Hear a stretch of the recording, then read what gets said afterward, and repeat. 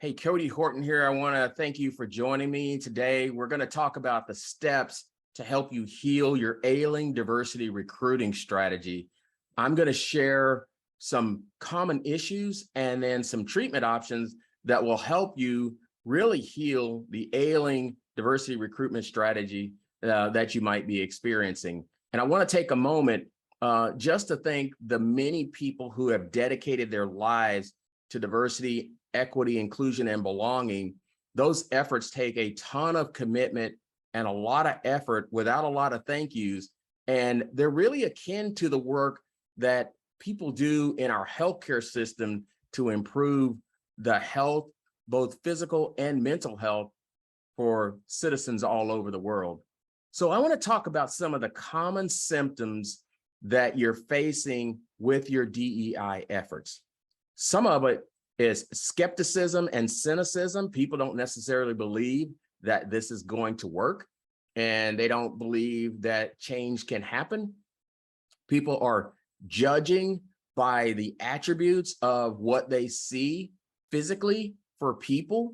They're asking marginalized people to actually talk about their experiences and educate them on how to fix the DEI issues. That's a big challenge when you are asking the victim to solve the problem. And so that's an issue. So one of the things that shows up in some of these conversations is there's a lot of fear, both on the side of the person who has been marginalized, as well as on the side of the people who want to get involved, but they're not professionals in the space, and so they don't get involved.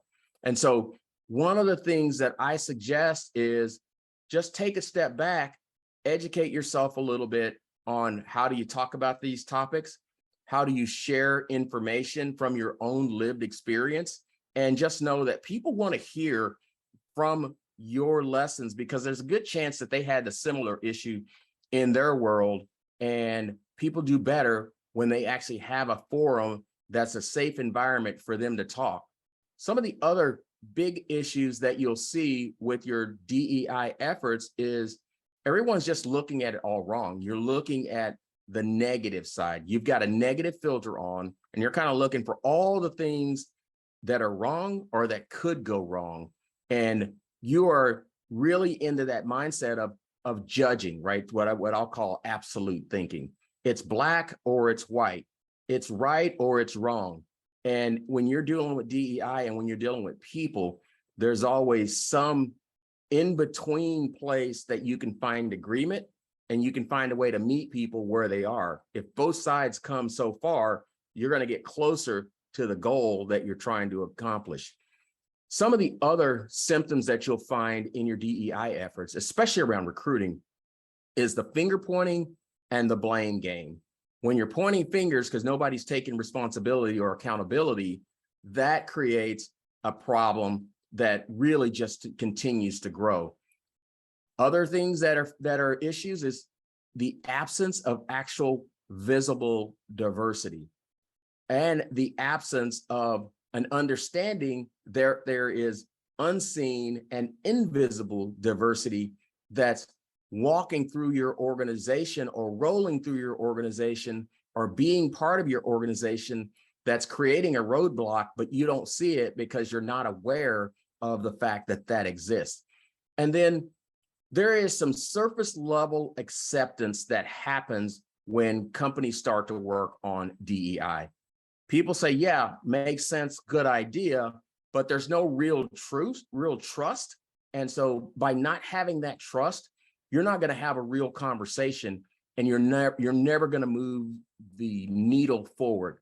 And where one of the biggest areas that shows up with your, especially with your diversity and inclusion recruiting efforts, is you don't have any visible diversity on your website. There's none in your social media. You have a high rate of declines from diverse candidates because they looked at your website and they discovered that, hey, I don't see anyone like me.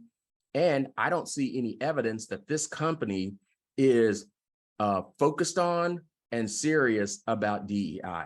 And so those are a few of the issues. The other one, and I would call this the overarching ailment for your diversity recruiting efforts is you're still trying to use the same playbook and trying to run the same playbook and the same plays that you've run all this time. And it's time to change what you're doing, do something different.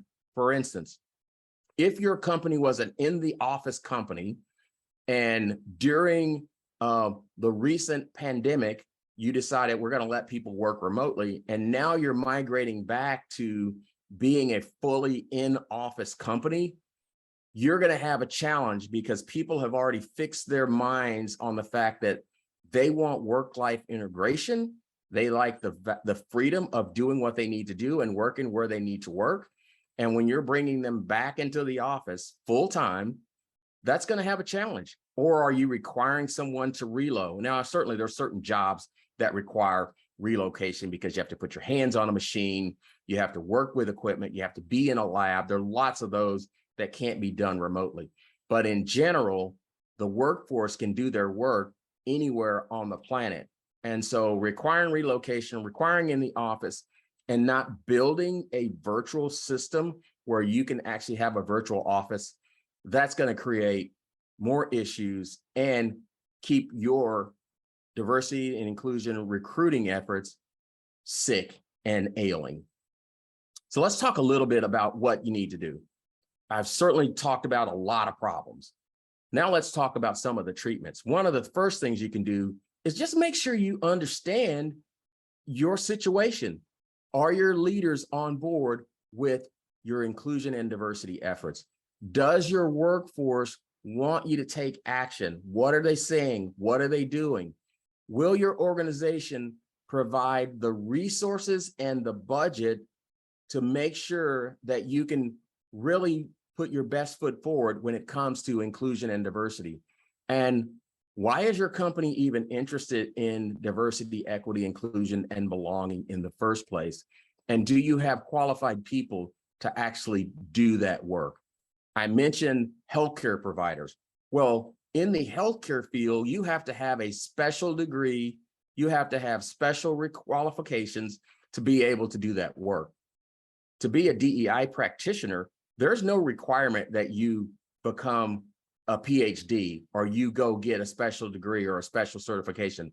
Those are available and helpful, but you don't need that to actually be the person who is actually going out and trying to make a difference in this space.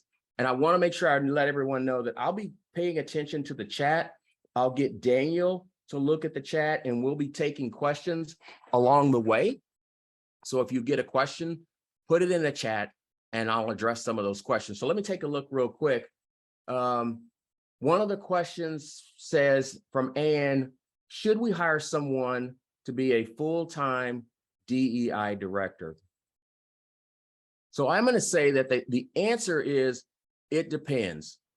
If you want to accelerate your ability to impact your diversity, equity, inclusion, and belonging efforts, then you definitely want to resource and hire a person who can focus on that and move your efforts forward and bring expertise to the table that's going to help you get better with your inclusion and diversity efforts.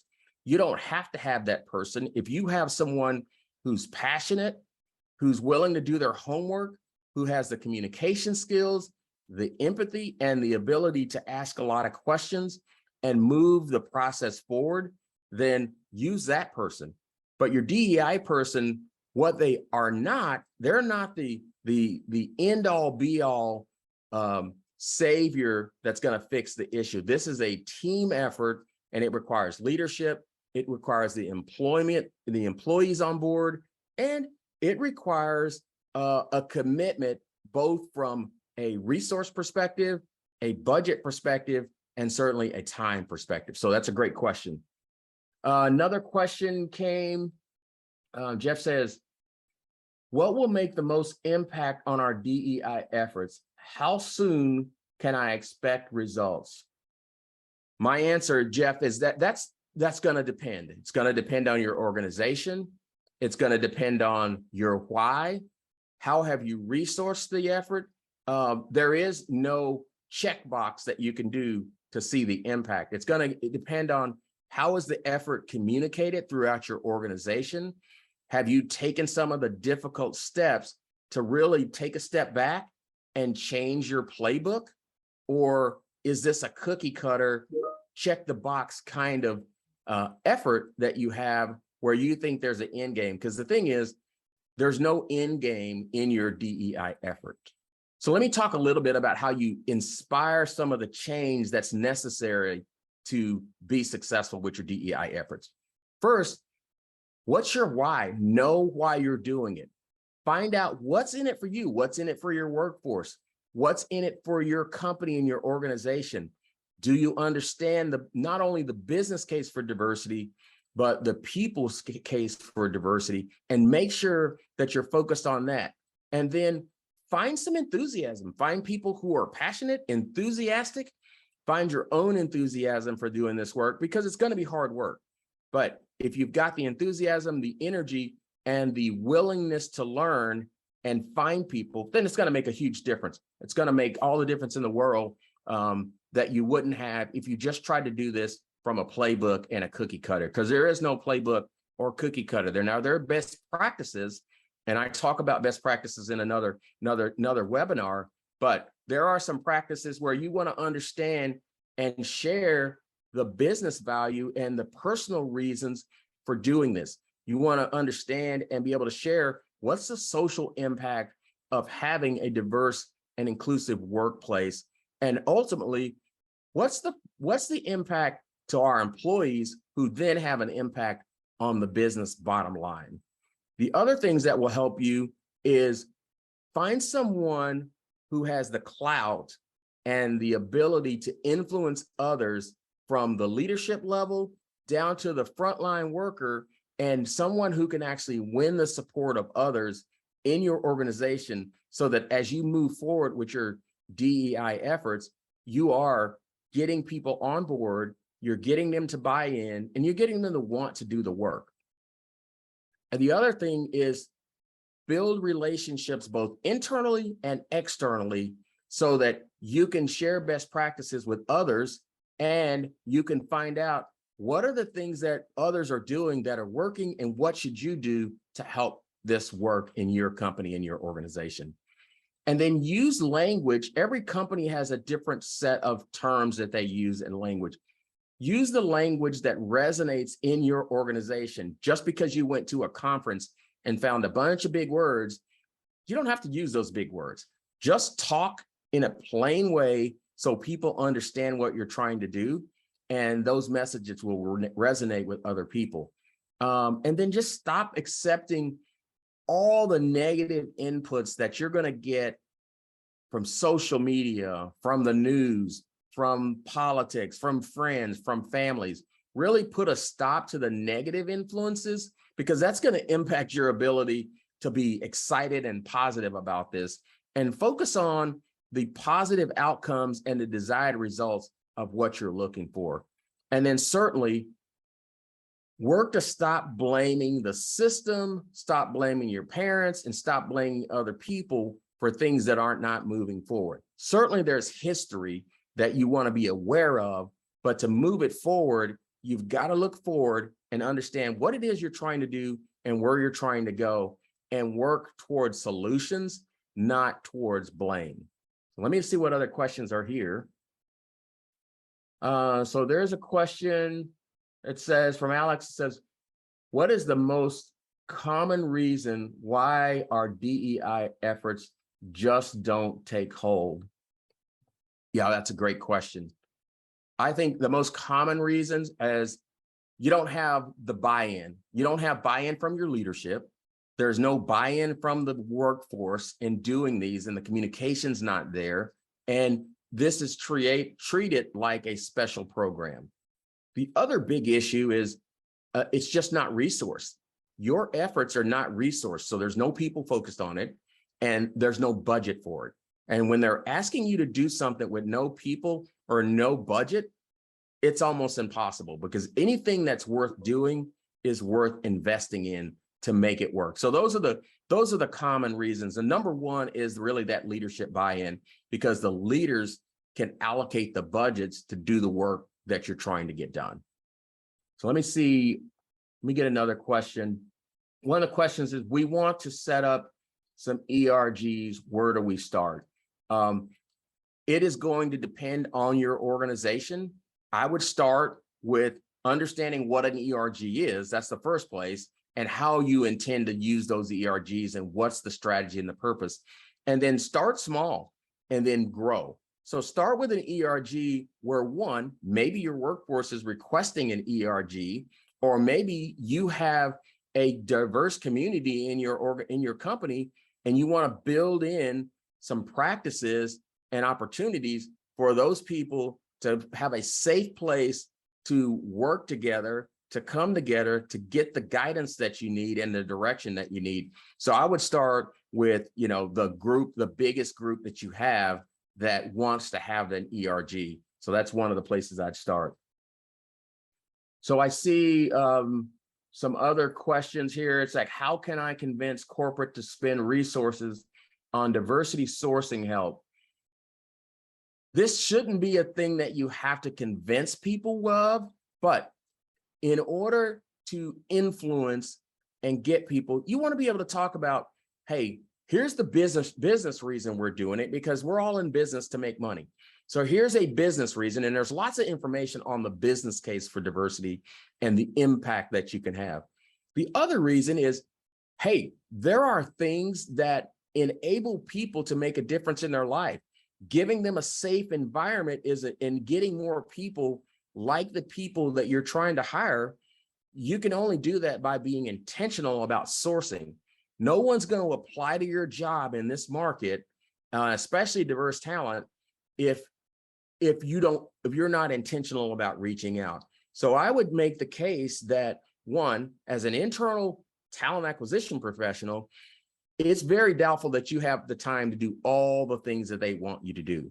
So being intentional means getting some sourcing support to help you find and target that diverse talent so that you have a diverse slate of talent to hire from.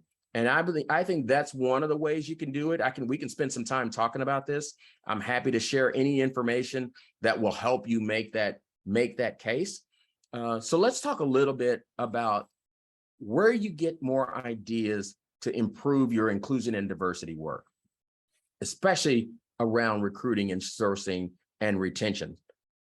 Some of the places that you can find ideas is start with asking for input from your workforce, asking questions, getting their interest, finding out what they want to do, finding out what's important to them. Engage those diverse communities or those marginalized communities to find out, what are the needs? What do they want? What do they want to hear? What's the best way to communicate with them? How do you reach out? How do you build those relationships? Look for people who are losing their rights or people who are losing their freedoms. You're going to get a lot of ideas around who to go talk to and who to ask. Watch what's happening in society. And I'm saying, look at globally what's happening with society. Those are ideas on problems that are going to arise that you need to fix. And certainly ask for help. There are lots of communities out there that you can ask for help from. There are experts in this space that you can ask for help from. And by all means, read and write and post and request information and just network and get to know other people who are doing this work. And in a lot of cases, they've already done what you are looking to do. And so those are some places that you can get ideas, and certainly read books. Over the last few years, there have been lots of books that have come out, lots of webinars. Sometimes it's overwhelming and there's too much, so you don't know what to look for. But I would say spend the time and do those things, and that's going to get you more information. I want to be cognizant of time. So let me look at another question here. See, I don't see any additional questions in the chat. So let me talk a little bit about how you maximize engagement. The way to maximize engagement with your diversity recruiting strategy is to be intentional. Start with the end in mind. What are you looking to do? And make sure you first learn about yourself. Who are you? What do you stand for? Why is this important? Because your why is going to keep you energized and moving forward and enthusiastic. Learn about other people's cultures. Learn about what their needs are. Learn about their lived experiences in the workplace, in the job search, in their interview process. Adapt and implement some of those ideas. That'll help you continue to grow and get more. And then level the playing field. Make it fair, make it equitable for everyone who comes into your process to get a fair shake and have a fair deal.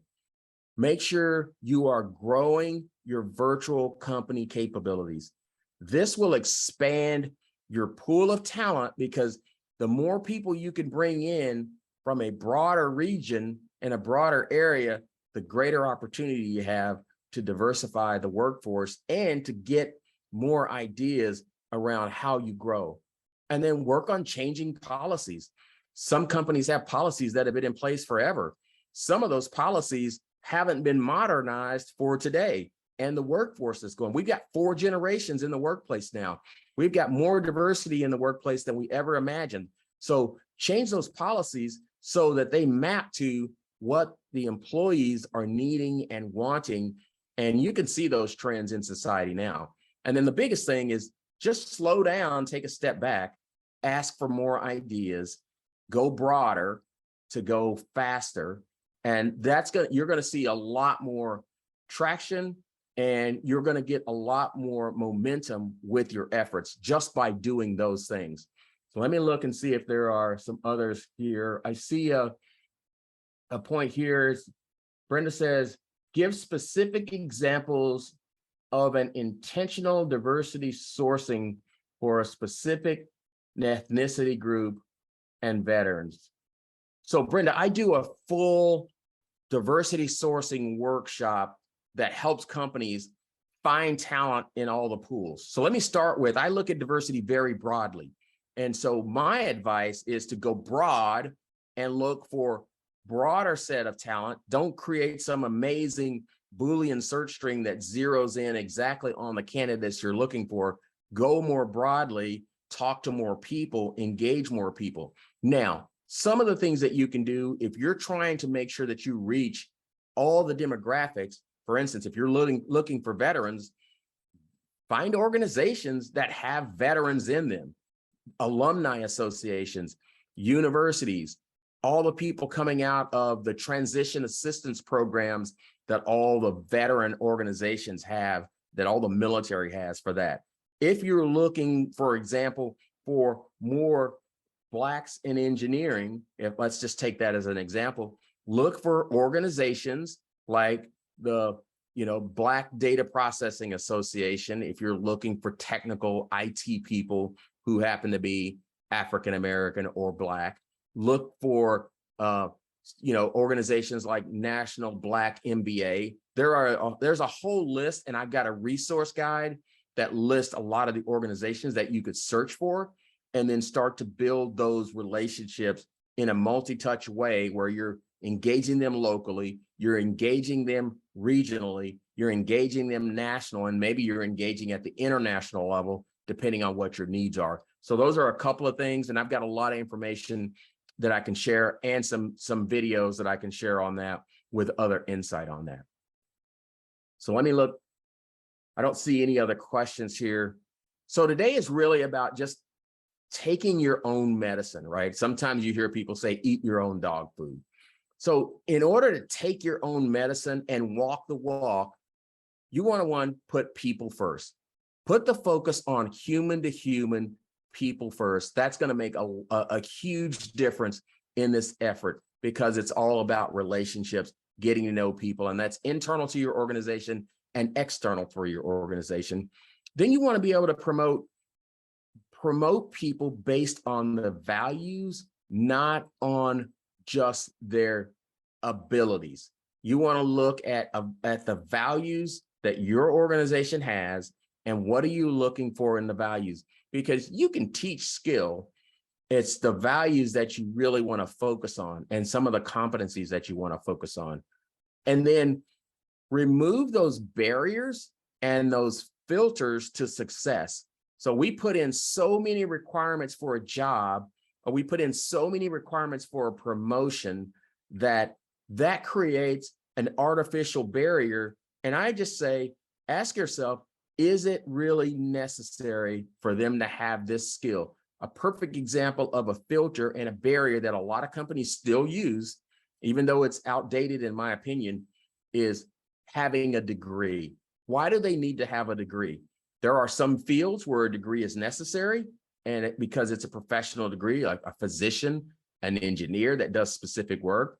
But does a software developer need to have a computer science degree if they know how to do the code? So if you've got skill criteria for that job, do they really need a degree? So I would say look at those filters and those barriers and see what you can remove.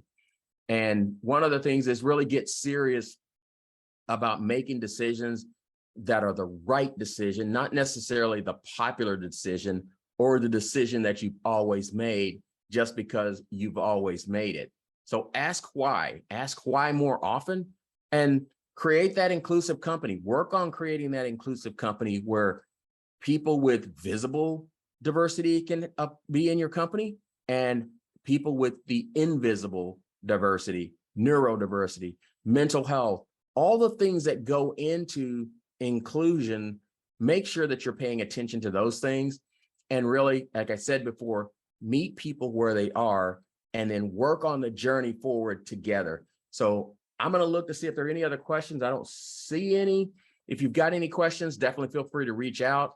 Hope this helps you really make a difference in healing your ailing diversity recruiting strategy. That's all I have for right now. Daniel, I don't know if I don't see any other questions. So if something comes through after, we will get that information to you.